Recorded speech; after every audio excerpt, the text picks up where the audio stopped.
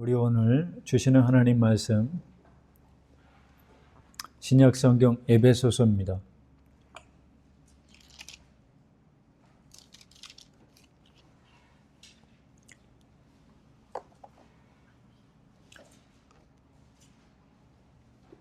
신약 성경 에베소서 2장 1절부터 10절까지입니다.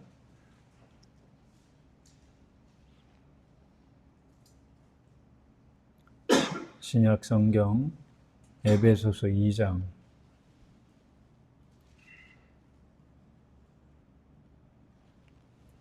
1절부터 10절까지 우리 교독하겠습니다. 그는 허물과 죄로 죽었던 너희를 살리셨도다. 그때 너희는 그 가운데서 행하여 이삭 흔적을 따르고 동중의 번제자 문화를 따랐으니 곧 지금 불순종의 아들 왕에서 역사하는 영이라. 전에는 우리도 다 그 가운데서 우리 육체의 욕심을 따라 지내며 육체와 마음에 원하는 것을 하여 다른 이들과 같이 본질상 진노의 자녀이었더니 긍휼이 풍성하신 하나님이 우리를 사랑하신 그 큰 사랑을 인하여 허물로 죽은 우리를 그리스도와 함께 살리셨고 너희는 은혜로 구원을 받은 것이라. 또 함께 일으키사 그리스도 예수 안에서 함께 하늘에 앉으시니 이는 그리스도 예수 안에서 우리에게 자비하심으로써 그 은혜의 지극히 풍성함을 오는 여러 세대에 나타내려 하심이라. 너희는 그 은혜에 의하여 믿음으로 말미암아 구원을 받았으니 이것은 너희에게서 난 것이 아니요 하나님의 선물이라. 행위에서 난 것이 아니니 이는 누구든지 자랑하지 못하게 함이라. 우리는 그의 만드신 바라 그리스도 예수 안에서 선한 일을 위하여 지으심을 받은 자니 이 일은 하나님이 전에 예비하사 우리로 그 가운데서 행하게 하려 하심이니라. 아멘. 오늘 본문에 보면 5절에 너희는 은혜로 구원을 받은 것이라, 8절에도 은혜에 의하여 믿음으로 말미암아 구원을 받았다. 우리가 구원을 받은 하나님의 사람이죠. 에베소서는 예정되어 거룩하게 된, 그리고 성령을 받아 하나님의 자녀로 인침받은 에베소 교회 성도들에게 사도 바울이 보내는 서신입니다. 너희들은 창세전부터 예정되어 하나님의 은혜로 구원받고 거룩하게 되기 위해 예수 그리스도의 피로 구속받은 존재들이다. 그리고 성령으로 너희들을 변화시켜서 성령이 하나님의 자녀라는 걸 도장으로 찍어줬기 때문에 너희들은 하나님의 자녀가 되었다 라고 그렇게 말하면서 너희들이 예수님을 믿는 이 놀라운 믿음을 가지게 되었는데, 이 믿음이라고 하는 이것이 얼마나 큰 능력이냐 하면 에베소서 1장 20절에 이렇게 말하죠. 그의 능력이 그리스도 안에서 역사하사 죽은 자들 가운데서 다시 살리셨다. 그러니까 우리가 예수님을 믿게 되는 이 역사는 마치 죽으셨던 예수님을 하나님이 살려주시는 역사랑 똑같다는 거예요. 그래서 예수님이 죽은 자 가운데서 살아나시는 그 놀라운 능력으로 우리도 죄와 허물로 죽었던 우리가 살아나게 됐다는 거죠. 그래서 너희는 이제 더 이상 죽은 자가 아니라 그리스도 안에서 새로운 피조물 됐고 하나님의 자녀가 됐으며 그 교회의 지체가 되었다라고 말하는 거예요. 그러면서 이렇게 너희들이 구원을 받아서 하나님의 자녀가 되었는데, 하나님의 자녀가 되기 전에는 어떠한 상태였느냐, 그것을 2장에 말씀하는 거예요. 죄와 허물로 죽었었고, 그래서 하나님의 생명에서 떠나 있었고 마귀를 쫓아 살았던 존재였는데, 하나님의 은혜와 예수 그리스도의 복음의 능력으로 살아나서 하나님의 자녀가 되었다라고 말을 하는 거죠. 그러면서 그 예수님의 죽으심을 통해 우리의 죄가 사함받고 예수님이 부활하실 때 우리도 함께 부활 생명 가운데 들어갔다라고 5절에 말씀하는 거예요. 허물로 죽은 우리를 그리스도와 함께 살리셨다. 예수님이 죽은 자 가운데 살아나신 것은 우리에게 영원한 생명이 있다는 걸 알려주시는 것뿐만 아니라, 예수님이 죽은 자 가운데서 살아나시는 그 사건은 죄와 허물로 죽었던 우리가 회개하고 예수님을 믿을 때 그 예수님과 함께 함께 살아나는 역사. 그래서 예수님의 부활하심이 바로 예수님을 믿는 사람들의 부활이라고 하는 거예요. 그래서 구원이라고 하는 것은 그 조건이 무엇이냐 하면 예수님의 죽으심과 그분의 부활을 믿을 때 우리는 구원을 받게 되는 겁니다. 그래서 로마서 10장 9절로 10절에는 이렇게 말씀하죠. 내가 만일 내 입으로 예수를 주로 시인하며 또 하나님께서 그를 죽은 자 가운데서 살리신 것을 내 마음에 믿으면 구원을 받으리라. 사람이 마음으로 믿어 의에 이르고 입으로 시인하여 구원에 이른다. 즉 구원의 조건이 뭐냐? 예수님이 나의 주인이라고 시인하는 거예요. 그리고 하나님께서 예수님을 죽은 자 가운데서 다시 살아나게 하셨다라고 하는 이 부활을 믿을 때 우리는 구원을 받게 된다는 거죠. 그래서 예수님이 내 죄 때문에 죽었다라고 하는 걸 믿는 것도 매우 중요하지만 예수님이 죽은 자 가운데서 부활하셨다는 사실을 믿을 때 우리는 구원받아서 하나님의 자녀가 되는 거예요. 그리고 사도 바울이 또 부활장이라고 불리는 고린도전서 15장 2절에는 이렇게 말합니다. 너희가 만일 내가 전한 그 말, 즉 복음이죠. 복음을 굳게 지키고 헛되이 믿지 아니하였으면 그로 말미암아 구원을 받으리라. 복음이라는 게 뭐냐? 복음은 그리스도께서 우리 죄를 위해서 죽으시고 장사 지낸 바 되었다가 사흘 만에 살아나셨다라고 하는 걸 믿는 것이 이게 복음이라는 거죠. 근데 예수님이 죽은 자 가운데서 사흘 만에 살아나신 다음 게바에게 보이시고 12제자에게 보이시고 500의 형제에게 일시에 보이시고 또 야고보에게 보이시고 다시 또 모든 사도들에게 보여주시고 나서 예수님의 사도 바울에게까지 예수님이 죽었다가 부활하셨다는 걸 보여주셨습니다. 그래서 예수님의 부활하심은 객관적 사실이라는 거죠. 왜? 증인들이 많이 있기 때문인 겁니다. 그래서 우리가 구원은 어떻게 받는 거냐? 예수님이 내 죄 때문에 죽으셨다는 걸 믿을 때 죄사함을 받고 예수님이 죽은 자 가운데서 부활했다는 걸 믿을 때 우리의 영혼이 구원받아 하나님의 자녀가 된다 하는 겁니다.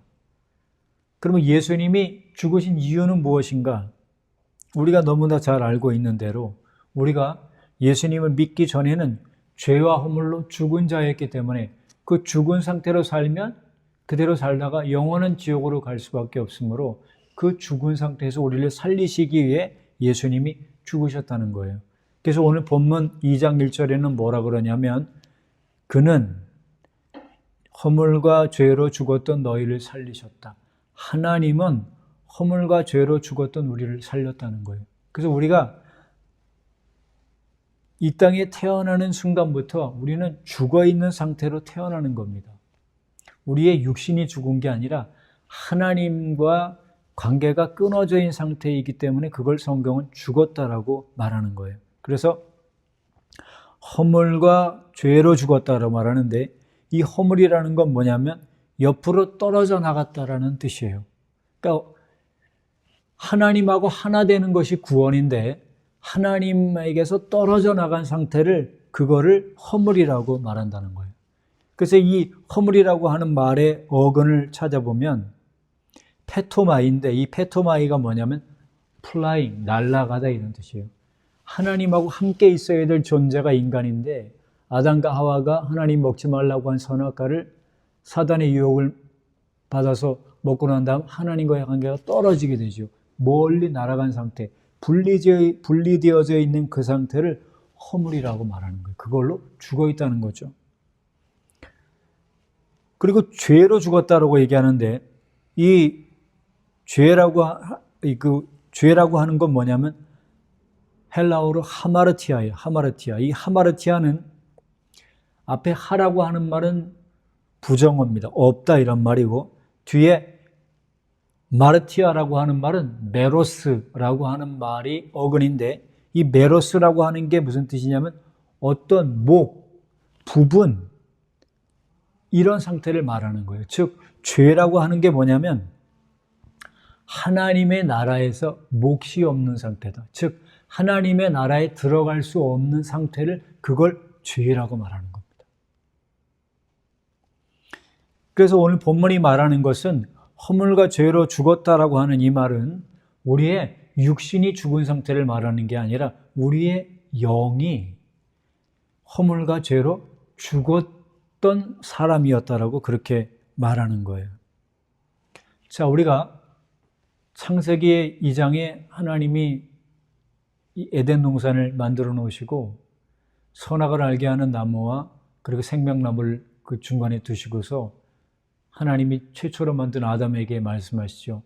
네가 여기 있는 모든 과실은 다 먹어도 되는데 동산 중앙에 있는 선악을 알게 하는 나무로부터는 그 과실을 먹으면 안 된다. 그거를 먹으면 그 먹는 날 정령 죽으리라. 그렇게 말씀하셨죠. 먹으면 죽는다고 말했어요. 분명히 죽는다. 근데 사단이 와서 꾀일 때 여자에게 먼저 꾀고 여자가 그 말을 듣고 그걸 먹으면 눈이 밝아지고 하나님처럼 된다라고 하는 유혹을 받아서 먹고 자기 남편에게도 주었습니다. 근데 성경은 아담과 하와가 그걸 먹으면 죽어야 되는데 죽지 않았어요. 그러면 성경이 말하는 게 거짓말이냐? 그렇지 않다는 거죠. 그럼 거기서 말하는 게 뭐냐면 하나님이 명령하신 선악과를 따먹음으로 인해서 하나님과의 관계가 분리되어졌다 이런 말이에요. 그래서 하나님과의 관계가 분리된, 즉 영이 죽은 상태가 되니까 어떻게 되냐면 창세기 3장 8절에 그들이 그날 바람이 불 때 동산에 거니시는 여호와 하나님의 소리를 듣고 아담과 그의 아내가 여호와 하나님의 낯을 피하여 동산 나무 사이에 숨은지라. 죽었는데 그들이 하나님의 소리를 들었다는 거예요. 지금 뭡니까? 하나님의 소리를 듣는 육신의 귀는 열렸지만 그 영의 귀가 닫힌 거예요. 그래서 원래 하나님의 소리를 들으면 죄 짓기 전에는 하나님께 다가가서 하나님께 말씀드리고 하나님의 음성을 듣는 이런 친밀한 교제가 이루어지는 게 정상적인데 죄를 짓고 나니까 하나님의 소리를 듣기는 듣지만 하나님께 가까이 가지 못하고 그분의 낯을 피하게 되는 그런 하나님과의 분리가 일어난 거예요. 이것이 죽음이라는 거죠. 하나님을 피하게 되는 게 죽음이고 동산 나무 사이에 숨게 되는, 하나님이 보시면 너무나 자기 죄악이 부끄러우니까 하나님 앞에서 있을 수가 없는 그런 상태가 되는 거예요. 그게 죽은 상태라는 거예요. 하나님의 낯을 피하고 하나님께 가까이 가지 못하고 하나님 앞에서 숨어야 되는 그런 단계를 성경은 죽었다라고 말하는 거예요. 그리고 3장 10절에는 이렇게 말하죠. 내가 동산에서 하나님의 소리를 들었다. 즉 청각기능, 육신이 가진 청각기능은 살아있었지만 그 영은 하나님의 소리를 듣고 살아난 게 아니었다는 거예요. 이게 죽은 상태라는 거죠. 그리고 내가 벗었으므로, 벗은 상태라는 걸 알게 됐다는 거예요. 그리고 그 벗은 상태가 부끄럽다는 걸 알게 됐다는 거예요. 이게 지성이 하나님을 떠난 겁니다. 원래 그거를 입든 벗든 상관없이 하나님 앞에 범죄하지 않았을 때는 부끄러운 걸 몰랐어요. 그래서 창세기 2장인 뭐라 그럽니까? 그들이 벌거벗었으나 부끄러워하지 아니하더라. 그럼 부끄럽다는 게 어디서 생긴 겁니까?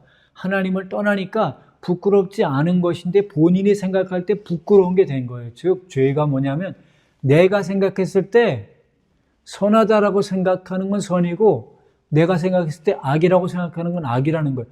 판단 기준이 하나님이 아니라 자기 자신이 된 거예요. 하나님은 벗어도 부끄럽지 않은 거라고 말씀하는 거잖아요. 근데 본인이 죄를 짓고 나니까 벗은 게 부끄러운 거예요. 본인의 선악의 기준이 되었다는 것이에요. 그 지성이 하나님을 떠나게 된 거예요. 그리고 두려워하여 숨었다. 두렵다는 건 뭐냐? 감정. 하나님을 떠나기 전에는 두려움이 없었습니다. 평안만 있었어요. 근데 하나님을 떠나니까 죽게 되어지고 그 영혼이 죽으니까 영혼에 하나님의 평강이 떠나니 두려움이 생긴 거죠. 그래서 예수 믿지 않는 사람들, 그리고 거듭나지 않은 사람들 심령 속에는 뭐가 있냐? 두려움이 있어요. 죽는 게 두려운 거예요. 왜 죽는 게 두려우냐? 죽은 다음에 지옥 갈 것을 본인의 영은 아는 거죠. 그래서 거듭나게 될 때 나타나는 가장 중요한 현상은 뭐냐? 내 죄가 예수 그리스도를 믿음으로 사함받았다라고 하는 구원의 확신이 우리 심령에 있으니까 평강이 우리에게 넘쳐나게 되는 겁니다. 그래서 악인에게는 평강이 없지만 회개하고 예수님 믿은 사람들에게는 하나님이 주시는 평강이 있게 된다는 거예요. 그래서 감정이 죽은 상태죠. 그리고 숨었나이다. 의지를 가지고 하나님 앞에 숨게 되는 것이죠. 그래서 지성이 죽고 감정이 죽고 의지가 죽은 이 상태, 그래서 하나님께 가까이 갈 수 없는 상태를 바로 성경은 그게 죽은 상태라고 말하는 거예요. 하나님을 볼 수 없는 상태, 하나님께 가까이 갈 수 없는 상태를 성경은 그걸 죄의 상태라고 말하는 거죠. 그래서 혼과 몸은 살아서 그 기능은 제대로 다 하는 거예요. 사람들의 말도 듣고 먹기도 하고 가기도 하고 살기도 하지만 성경에서는 하나님과의 관계가 끊어졌기 때문에 그것을 죽은 상태라고 말하는 거죠. 그래서 예수님을 믿기 전의 상태가 바로 이렇게 우리가 죽어 있는 상태였다는 거예요. 그리고 또 하나의 예가 누가복음 15장 11절로 16절에 탕자의 비유를 우리가 잘 알고 있죠. 그 탕자가 아버지가 돌아가시지도 않았는데 재산을 미리 달라고 해서 그 재산을 가지고 아버지 집을 떠나죠. 그리고 그 재산을 다 먼 나라에 가서 허랑방탕하고 그 재산을 다 낭비하게 됩니다. 그리고 거기서 이제 먹고 살 게 없으니까 돼지 치는 사람에게 가서 쥐염 열매라도 먹으려고 했는데 그것조차 안 되는 그런 엄청난 공경에 처해 있었습니다. 근데 그 처해 있는 상태를 성경은 뭐라고 얘기하냐? 그게 바로 죽은 상태라는 거예요. 아버지의 재산을 받아서 그것을 가지고 먼 나라로 떠나 있는 상태를 성경은 그걸 죽은 상태라고 말하는 거예요. 근데 그 탕자 아들이 떠났죠. 계획도 가지고 떠나고 거기서 살기도 하고 배고픔도 느끼고 다 하죠. 그런데도 불구하고 성경은 뭐라고 그러냐? 그게 죽었다라고 얘기하는 거예요. 그래서 그 아들이 다시 아버지 품으로 돌아왔을 때 그 아버지가 누가복음 15장 24절에 이렇게 고백해요. 이 내 아들은 죽었다가 다시 살아났으며 내가 잃었다가 다시 얻었다. 아들이 분명히 멀쩡히 살아서 아버지 품도 떠나고 거기서 고생도 하다가 다시 돌아왔는데 성경은 그걸 죽었다라고 얘기하는 거예요. 즉 성경이 말하는 죽음은 영이 하나님과 분리되어져 있는 상태로 사는 것. 그래 자기의 혼적인 생명만 가지고 살아가는 것을 가지고 성경은 그걸 죽었다라고 얘기하는 거죠. 우리가 예수님 믿기 전에 바로 이런 상태였어요. 우리가 예수님 믿기 전에 지성도 있고 감정도 있고 의지도 있어서 우리는 다 살았습니다. 학교 생활도 하고 직장 생활도 하고 가정 생활도 하고 다 했어요. 근데 회개하고 예수님 믿기 전까지의 그 모든 사는 건 하나님 볼 때는 이미 죽어져 있는 상태라는 거죠. 왜? 하나님에 대해서 관심도 없고 하나님을 믿지도 않고 영원한 세계에 대한 관심도 가지지 않고 살아가고 내가 죄인인지 아닌지 거기에 대해 관심도 없고 이 죄의 문제를 어떻게 해결해야 될지에 대해서 관심도 없는 상태. 그게 아무리 열심히 살아도 그건 이미 다 하나님 볼 때는 죽은 상태라는 거예요. 근데 그 죽어 있는 사람을 어떻게 하셨냐? 하나님이 살리셨다는 거예요. 예수님이 죽고 부활하실 때 우리를 살려주셨다는 겁니다. 그 살려셨다라고 할 때 2장 5절에 이렇게 말하죠. 허물로 죽은 우리를 그리스도와 함께 살리셨다. 그럼 우리가 어떻게 살아나냐는 거죠. 성경에서는 하나님 아버지가 사람들을 죽은 자 가운데서 사람들을 살리시는 분이라고도 말하고 예수 그리스도께서 죽은 자를 살리시는 분이라고도 말해요. 그래서 우리가 어떻게 살아나느냐 하면 아버지 하나님과 아들 예수 그리스도의 능력으로 우리는 살아나게 된 거예요.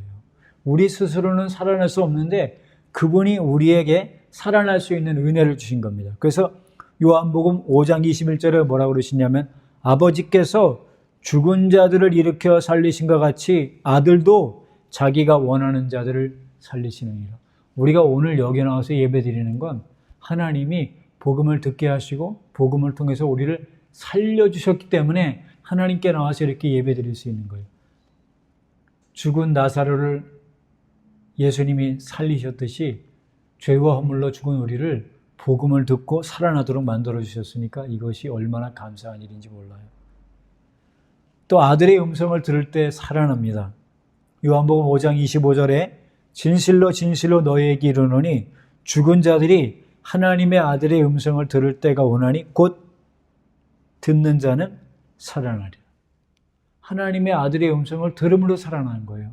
그러니까 교회당 오기 전에 살아난 사람들이 있는가 하면 교회당 왔을 때도 죽은 상태였는데 교회당 와서 하나님의 말씀을 듣는 중에 본인이 죄인이라는 걸 깨닫게 되고 예수님이 내 죄 때문에 죽으시고 부활하셨다는 사실이 믿어지게 되므로 그 영혼이 그때 살아나게 되는 거죠. 그래서 하나님의 말씀으로 하나님이 우리를 살려주시는 거예요. 그래서 이사야 55장 3절에도 이렇게 말합니다. 너희는 귀를 기울이고 내게 나와 들으라. 그리하면 너희 영혼이 살리라. 이미 우리가 예수님을 믿을 때 우리의 영이 살아나서 이제 하나님과의 그 교제가 회복되는 역사가 있어요. 그럼 그 이후에도 살아있는 사람은 계속 그분의 음성을 듣고 계속 우리의 영혼이 살아나는 거예요. 계속. 그래서 이 아들의 음성을 늘 들으며 살아가는 것이 그 영이 살아서 하나님과 교제하는 삶을 살아가는 상태에 있는 사람이라는 것이죠. 그래서 예수님이 요한복음 10장에 본인을 양의 목자라고 얘기하고 예수님을 믿고 따라가는 사람들을 양이라고 말하죠. 그래서 목자와 양의 관계는 양은 목자의 음성을 늘 들으며 따라가는 존재가 되어야 된다고 말하죠. 우리가 이미 예수 그리스도를 믿음으로 살아난 존재가 됐습니다. 이제 하나님께 살아난 존재가 되었으므로 이제부터 우리가 해야 될 일이 뭐냐면 우리는 그분의 양입니다. 그래서 그분의 음성을 계속적으로 들으며 살아가야 되는 것이죠. 그래서 요한복음 10장 21절에 이렇게 말씀해요. 내 양은 내 음성을 들으며 나는 그들을 알며 그들은 나를 따르느니라. 우리가 살아난 사람이 됐습니다. 그럼 이제 그분의 음성을 듣고 듣는 걸로 끝나는 게 아니라 그분을 계속 따라가는 그런 삶을 살아죠.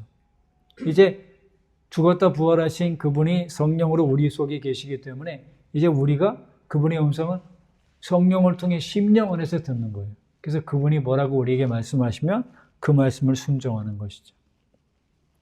그래서 요한복음 10장 16절에도 이 우리에 들지 아니한 다른 양들이 내게 있어 내가 인도하여야 할 터이니 그들도 내 음성을 듣고 한 무리가 되어 한 목자에게 있으리라.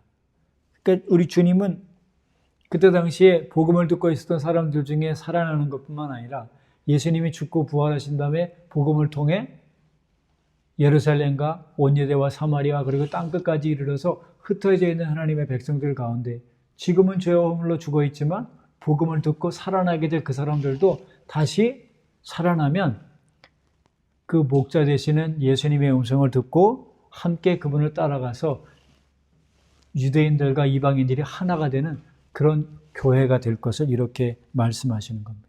그래서 우리 모두도 다 이방인이었고 복음에 대해서는 외인이었고 이스라엘 나라 바깥 사람이고 소망이 없었던 사람들인데 하나님의 은혜로 귀한 선교사들을 이 땅에 보내주셔서 그들이 전한 복음을 우리가 듣고 또 선교사들이 들어오기 전에 이미 성경이 번역되어 있는 성경들이 있어서 그 성경을 읽고서 거듭난 사람들을 통해서 그 복음이 전해져서 이제 우리도 회개하고 예수님 믿음으로 하나님의 자녀가 돼서 그 아들의 음성, 그 목자의 음성을 들으며 살아갈 수 있는 사람이 되었다는 것이 이것이 얼마나 감사한 일인지 몰라요. 우리는 죽었었습니다. 죽은 상태로 태어났었습니다. 그러나 복음을 듣고 이제 살아나서 하나님께 반응하는 하나님과 동행하고 하나님께 순종하는 그런 사람이 되었다는 것이 감사한 일이죠. 그래서 오늘날은 이제 그리스도께서 성령을 통해서 우리 마음 가운데 말씀하십니다. 또한 설교를 통해서 하나님 우리에게 말씀하시죠. 그래서 그 모든 말씀을 들으며 순종하는 것이 이제 우리가 살아가야 될 삶이죠. 그래서 요한계시록 7교회에 편지를 보내면서 맨 마지막에 계속 반복적으로 하는 얘기가 있죠. 교회는 성령이 교회들에게 하시는 음성을 들을지어다. 날마다 그 음성을 들음으로 우리의 영혼이 계속 살아나서 그분과 동행하는 삶을 살게 되는 겁니다. 그래서 이렇게 살아난 사람은 더 이상 세상의 가치관대로 살지 않고 하나님이 원하시는 삶을 살아가게 되어 있는 거죠. 이제 우리가 그리스도의 죽으심과 연합한 자가 됐고 또 그리스도의 부활과 연합한 자가 된 것이죠. 그래서 오늘 본문도 이렇게 말하죠. 허물로 죽은 우리를 그리스도와 함께 살리셨다. 예수님의 부활과 연합했다는 겁니다. 그럼 예수님의 부활과 연합하기 위해서는 그 앞에 예수님의 죽으심과 우리가 연합해야 돼요. 예수님이 죽을 때 나도 죽었다. 그걸 믿음으로 받아들이셔야 돼요. 그리고 나는 이제 더 이상 내가 사는 것이 아니라 내 안에 그리스도께서 사시는 것이므로 나의 옛사람은 이미 죽었다. 그리고 그리스도가 부활할 때 나도 옛사람은 죽고 새사람으로 부활돼서 하나님의 자녀가 되었다라는 그 믿음을 가져야 되는 거죠. 이것이 다 믿음의 영역입니다. 예수님이 내 죄를 위해 죽었다는 걸 이걸 믿는 것도 믿음이죠. 왜냐하면 우리가 예수님이 돌아가실 때 그때는 없었던 존재들이잖아요. 그런데 예수님이 죽을 때 나도 죽었다. 예수님이 내 죄 때문에 죽었다는 걸 믿음으로 받아들이고 예수님이 부활하실 때 나도 함께 부활했다는 걸 믿음으로 받아들일 때 그 예수님의 구속의 사역이 우리의 삶의 실제가 되는 것입니다. 그리고 이렇게 말하지 않습니까? 6절에는 또 함께 일으키사. 살아나신 걸로 끝나는 게 아니라 다시 일으키셔서 무덤을 나오시죠. 그리고 무덤을 나오셔서 여자들에게 보이시고 12제자에게 보이셔서 그분이 죽은 자 가운데서 부활한 존재라는 걸 보여주시죠. 근데 그 살리심이 바로 우리가 살아나게 되는 역사고 또 함께 일으키신 그것도 우리의 부활이라는 겁니다. 그래서 구원이라는 건 뭐냐면 그리스도의 죽으심이 나의 죽음이다. 그리고 그분의 살으심이 나의 부활이다. 라는 걸 받아들일 때 그 부활 생명이 우리의 삶에 역사하는 겁니다. 근데 예수님이 40일 동안 살아나신 다음에 하나님 나라의 일을 말씀하시고 여러 번 죽은 자 가운데서 살아났다는 걸 보여주시죠. 그러고 나서 그분이 하신 게 뭐냐면 40일 후에 승천하십니다. 그래서 이렇게 오늘 말씀하죠. 6절에 또 함께 일으키사 그리스도 예수 안에서 함께 하늘에 앉히셨다. 예수님이 죽은 자 가운데서 부활하신 다음 40일 동안 하나님 나라의 일을 제자들에게 말씀하시고 나서 하늘로 올려와 가십니다. 그런데 그 예수님의 승천하심이 예수님의 승천으로만 끝나는 게 아니라 예수님의 죽으심이 나의 죄 때문에 죽으심이고 예수님이 죽을 때 내가 죽었다는 걸 믿는 사람, 그리고 예수님이 부활하실 때 나도 부활했다는 사실을 믿는 사람은 예수님의 승천이 바로 나의 승천이 되는 거예요. 이게 놀라운 거죠. 그래서 우리는 예수님과 연합하는 존재가 되는 겁니다. 성경에 예수님이 죽은 자 가운데서 3일 만에 부활할 것이 어디 기록되어 있느냐 그렇게 물어보면 우리는 호세아 6장 말씀을 얘기하면 돼요. 호세아 6장이 뭐라고 되어 있냐면 예수님이, 거긴 예수님이라는 말은 안 나오죠. 그러나 거긴 뭐라고 되어 있냐면 이틀 후에 우리를 살리시며 제3일에 우리를 일으키시리라 이렇게 말씀해요. 그 말은 뭐냐면 예수님이 죽었을 때 우리가 죽은 거고 예수님이 살아나실 때 우리가 살아난 거예요. 즉 예수님의 죽으심과 연합하는 것이 믿음이고 예수님의 부활과 연합하는 것이 그게 새 생명 가운데 살아가는 거예요. 그래서 로마서 6장 5절에 뭐라 그러냐면 만일 우리가 그의 죽으심과 같은 모양으로 연합한 자가 되었으면 그의 부활과 같은 모양으로 또한 연합한 자가 되리라. 그래서 우리가 믿음으로 예수님이 죽으실 때 나도 죽었다. 믿음으로 받아들이는 거예요. 그리고 예수님이 부활하실 때 나도 부활했다. 믿음으로 받아들이는 거예요. 그리고 예수님이 승천하실 때 나도 승천해서 지금 하나님 보좌 우편에 앉힌 바 되었다는 걸 믿음으로 받아들여야 되는 겁니다.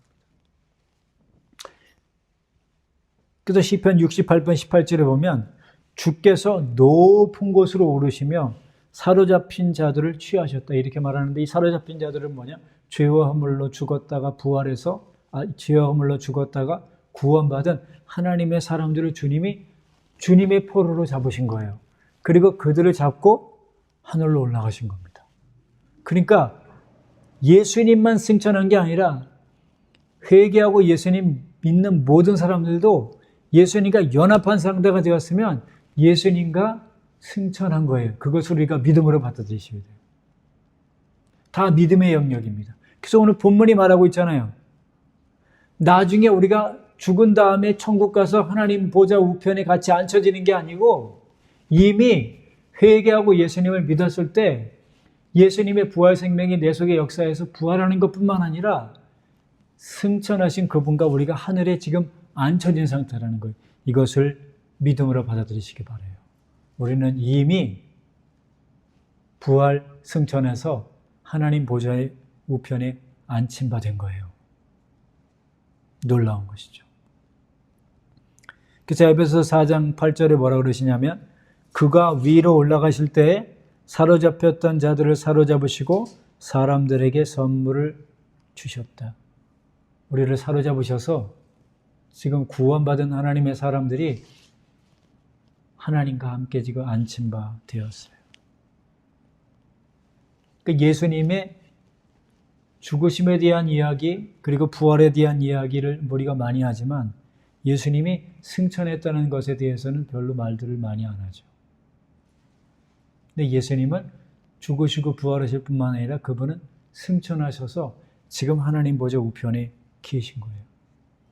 그래서 히브리서 1장 3절에 뭐라고 말씀하냐면 죄를 정결케 하는 일을 하시고 높은 곳에 지극히 크신 이의 우편에 앉으셨다. 하나님 보좌 우편에 예수님이 승천하셔서 그분이 앉아 계시는 거예요. 하나님 보좌 우편에 앉으셨는데 그 예수님과 함께 우리가 앉힌 바 되었다는 거예요. 그러니 이제 우리는 어떤 상태에 있는 거냐면 하늘에 앉혀진 상태인 거예요. 믿음으로 받아들이십시오. 믿음으로. 그러면 우리가 하나님과 함께 하늘에 앉힌 바 되었다는 건 뭘 의미하느냐? 하늘은 하나님이 계신 곳이고 그 하늘에서는 모든 것을 다 가능하게 합니다. 그래서 시편 115편 3절에 뭐라고 얘기하냐면 오직 우리 하나님은 하늘에 계셔서 원하시는 모든 것을 행하셨나이다. 예수님에게는 불가능이 없으셨습니다. 왜냐하면 그분은 이 땅에 육신으로 와 계셨지만 그분의 영은 또 하나님과 함께 하늘에 앉힌 바 되었기 때문에 하늘에 계신 분이기 때문에 그분은 모든 걸 다 하실 수 있었어요. 어떤 질병도 예수님은 못 고칠 게 없었고 파도도 잔잔케 하시고 심지어 죽은 자까지 살리시며 그리고 하나님이 예수님을 죽은 자까지 살리셨다고 성경은 말하지만 또한 요한복음 2장에는 내가 스스로 살아난다. 왜? 그분은 전능하신 하나님이기 때문에 그분의 육신이 죽었지만 그분이 스스로 살아나신 거예요. 그분은 땅에 계셨지만 또 하늘에도 계셨어요. 놀라운 일이죠. 근데 우리가 바로 지금 어디에 있느냐? 우리가 육신으로 지금 땅에 있지만 우리가 믿음의 영역에서는 이미 하나님 보좌 우편에 앉힌 바 되었으므로 예수님이 하셨던 모든 일을 우리도 할 수 있는 거예요. 그것이 바로 예수님의 부활 생명, 그 예수님의 승천이 나의 승천이 되었다는 걸 믿을 때 우리의 삶에 나타나는 겁니다. 하늘에서 모든 걸 뜻대로 다 하시는 분이 하나님이십니다. 그분이 또 예수님이세요. 그래서 예수님이 뭐라고 얘기합니까? 뜻이 하늘에서 이루어진 것 같이 땅에서도 이루어지리라. 그래서 우리는 믿음의 영역에서 사는 겁니다. 우리 눈으로 볼 때는 지금 아무것도 된 게 없지만 기도하며 믿음으로 나아갈 때 하나님이 이미 이루어 놓으셨다는 걸 믿음으로 받아들이면 그것이 그대로 되는 거예요. 그래서 성경은 뭐라고 얘기합니까? 믿음은 바라는 것들의 실상이요 보지 못하는 것들의 증거다. 우리가 지금 병든 상태에 있다 할지라도 기도하면 하나님이 병을 치료해 준다라고 하는 믿음을 우리가 가지고 있으면 지금 당장 내 몸이 호전되지 않는다 하더라도 하나님께서 우리에게 주신 그 약속의 말씀을 붙잡고 이미 나는 건강하게 되었습니다. 이미 나는 건강하게 되었습니다. 하나님이 나를 계속 지금 치료하고 계심을 믿습니다. 그렇게 선포하며 나아갈 때 우리의 육신의 질병을 주님이 치료하시는 거예요. 근데 우리는 자꾸 현상만 바라보죠. 내가 오늘 기도해도 병 안 낫고 내일 기도해도 병 안 낫고 뭐 몇 달을 기도해도 병이 안 낫는데 설마 뭐 내 병이 낫겠어요? 이렇게 생각하면 그건 믿음의 영역을 모르는 거예요. 하나님이 이미 치료해 주셨다는 걸 믿음으로 그리고 바라볼 때 하나님께서 그 치료의 역사가 우리의 삶에 나타나게 하는 겁니다. 그래서 요한복음 15장 7절에 너희가 내 안에 거하고 내 말이 너희 안에 거하면 무엇이든지 원하는 대로 구하라. 그리하면 이루리라. 무엇이든지 원하는 대로 구하라. 근데 그 무엇이든지 원하는 대로 구하기 위해서 필요한 게 뭐냐면 너희가 내 안에, 우리가 먼저 예수님 안에 거해야 돼요. 그리고 예수님의 말씀이 우리 안에 거해야 됩니다. 그럼 어떻게 될까요? 우리가 무엇이든지 원하는 대로 구한다고 할 때 아무거나 구하지 않죠. 하나님의 뜻에 합당한 것만 구하게 돼 있지 내 욕심대로 아무거나 구하지 않습니다. 그러니 하나님의 뜻에 합당한 것만 구하니까 무엇이든지 구하면 그건 주님의 뜻에 합당한 거예요. 그렇기 때문에 반드시 그 기도는 응답이 될 수밖에 없다는 것이죠. 그래서 요한복음 14장 12절에도 내가 진실로 진실로 너희에게 이르노니 나를 믿는 자는 내가 하는 일을 그도 할 것이요 또한 그보다 큰 일도 하리니 이는 내가 아버지께로 갑니다. 이제 하나님께서 예수님을 살리신 다음에 예수님이 승천하셔서 하나님 보좌 우편에 계시죠. 근데 더 이상 육신으로 예수님은 계시지 않습니다. 그러나 성령을 우리에게 보내주셔서 예수님이 하셨던 그 일을 우리도 할 수 있도록 하시는 거예요. 주님이 원하시면 우리가 기도하면 우리의 질병을 우리가 치료할 수 있고, 주님이 원하시면 그 주변에 우리 가족이 됐든 친인척이 됐든 우리의 이웃이 됐든 병든 사람을 위해서 우리가 믿음으로 기도할 때 하나님이 그들의 병을 치료해 주시고 하나님의 살아계신 역사를 얼마든지 보여주실 수 있어요. 그래서 우리가 믿음으로 살고 믿음으로 기도하고 믿음으로 선포해야 돼요. 그래서 우리가 질병이 있든 어떤 문제가 있든지 간에 하나님 앞에 기도하고 나서 하나님이 이미 이것을 이루어 주셨음을 믿고 감사합니다. 그렇게 믿음으로 선포할 때 하나님이 우리의 그 말을 책임져 주시는 거예요. 그래서 마가복음 11장 23절에 이렇게 말씀하지 않습니까? 이 산더러 들리어 바다에 빠지오라 하고 그 말한 것이 이루어질 줄로 믿고 마음에 의심치 아니하면 그대로 되리라. 믿음으로 기도하는 것만 하나님이 들어주시는 게 아니라 믿음으로 말하는 것도 들어주시는 거예요. 이미 건강하게 되었음을 믿고 선포할 때 하나님이 건강하게 만들어주세요. 어떤 문제가 우리의 삶에 있다고 하더라도 예수님의 이름으로 기도하고 간구하며 믿음으로 선포할 때 하나님이 그 역사들을 우리의 삶에 허락하실 겁니다. 그래서 우리가 믿음으로 바라봐야 돼요. 이미 나는 예수 그리스도 안에서 온전한 사람이 되었다. 나는 예수 그리스도 안에서 새로운 피조물이 되었다. 나는 예수 그리스도 안에서 이미 거룩한 사람이 되었다. 나는 하나님의 자녀로서 완벽한 존재이다. 내가 비록 왜 옛사람이 하나님 보시기에 합당하지 않은 말과 행동을 한다 할지라도 이미 그것은 다 지나간 거고 그건 옛사람이 하는 일이고 나는 새 사람이 되었다. 그럼에도 불구하고 주님, 나의 옛사람을 죽여주십시오. 그리고 십자가 지고 자기를 부인하고 주님을 따라가야 돼요. 그래서 지금 건강하지 않은 모습이 있다 할지라도 주님이 나를 이미 십자가에서 흘리신 그 피로 건강하게 해주셨음을 믿고 건강하게 된 모습을 바라보시고 살아가셔야 돼요. 그러니까 나는 뭐 평생 병든 상태로 살다 죽을 거야. 그렇게 살면 그렇게 되는 거예요. 그러나 지금은 내가 병이 있다 할지라도 하나님이 나를 건강하게 만들어 주실 것이다.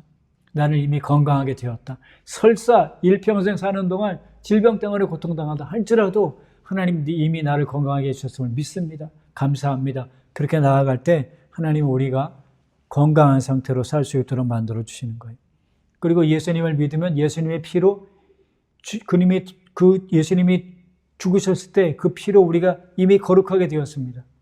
그런데 우리의 삶에 거룩한 모습이 안 나타날 때도 있죠. 그러나 이미 우리는 거룩하게 되었다라고 믿음으로 선포할 때 하나님이 우리를 그렇게 거룩한 사람으로 계속 변화시켜 주시고 만들어 주실 겁니다.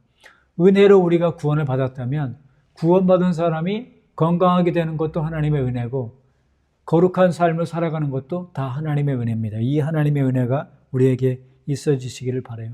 그리고 살아났다는 것이 뭐냐 하면 살아났기 때문에 이제 영혼의 귀, 그리고 영혼의 눈, 영혼의 입이 이제는 다 변화된 거예요. 그래서 거듭나기 전에는 하나님의 소리는 듣지 못하고 마귀의 소리만 들었지만 이제 거듭난 다음엔 하나님이 우리에게 하시는 음성을 듣고 순종하는 사람이 되죠. 우리가 거듭나기 전에는 하나님의 나라를 바라보지 못했죠. 눈이 닫혀 있었으니까. 그러나 이제 거듭난 다음에는 지혜와 계시의 영을 우리에게 주셔서 하나님 나라를 볼 수 있도록 만들어 주신 겁니다. 하나님이 우리의 영의 눈을 더 크게 열어주시고 우리의 영의 귀를 더 열어주셔서 하나님의 음성을 듣게 하시고 그래서 그 들은 음성대로 순종하며 살아가는 역사가 있으시기를 바랍니다. 성경에는 전부 다 믿음의 영역이에요. 믿음의 영역. 12일 동안 혈루증으로 고통받았던 그 여인도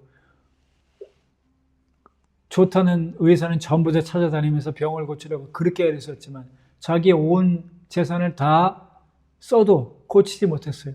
근데 이제 예수님이 오셔서 예수님이 병든 자를 치료하신다는 소문을 듣고 이 여인이 감히 예수님 앞에 나갈 수가 없었습니다. 왜? 불결한 상태였기 때문에. 그러나 그 여인에게 믿음이 있었죠.